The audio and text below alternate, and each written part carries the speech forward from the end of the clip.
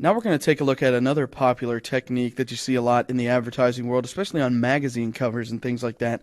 So I'm going to go ahead and I'm going to close this image up. I'm going to say don't save for now. I'm going to go back into the Adobe Bridge, and I'm going to come back up to the top, and I'm going to select elderlymotion.psd. When I open this file up, let me zoom in a little bit so we get a better view of it here.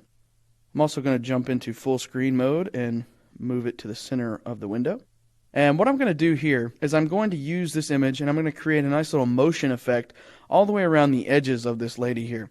So what we're going to do, I'm going to click on this background layer and I'm going to convert this to a smart object by control clicking on the Mac or right clicking on the PC and choosing convert to smart object. Then I'm going to come up here to the filter menu. I'm going to choose blur and I'm going to select motion blur. Inside the motion blur dialog box, what I want to do is I want to create the blur so that it kind of follows the contour of this photograph. So she's kind of tilted a little bit to the left. And so what I want to do is make sure that the angle of the blur fits that angle as well. So I'm going to change the angle to about 35 degrees. I'm also going to increase the distance. And in this case, the word distance is a little misleading. Distance actually just means strength of blur here in this case. So we're just going to push this up quite a bit, maybe to about 60 or 65. 65 would probably be better here. So what we're going to do now, once we have that blur set in place, we're just going to go ahead and click OK. Now what we're going to do is we're going to come down here into the Smart Filters portion of the layer.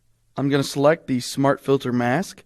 Then I'm going to switch to the Brush tool by hitting the B key on my keyboard.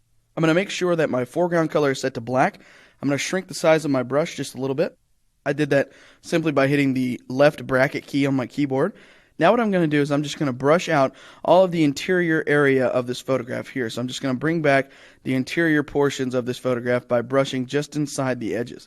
And what this is going to do is create a nice little effect all the way around the border of this photograph. So once I brush this back in, like so, you're kind of start to see exactly what I'm talking about here. So we'll brush in just around all the edges like so. And what you have when you're finished is just a nice little motion-like trail added to a very stationary object.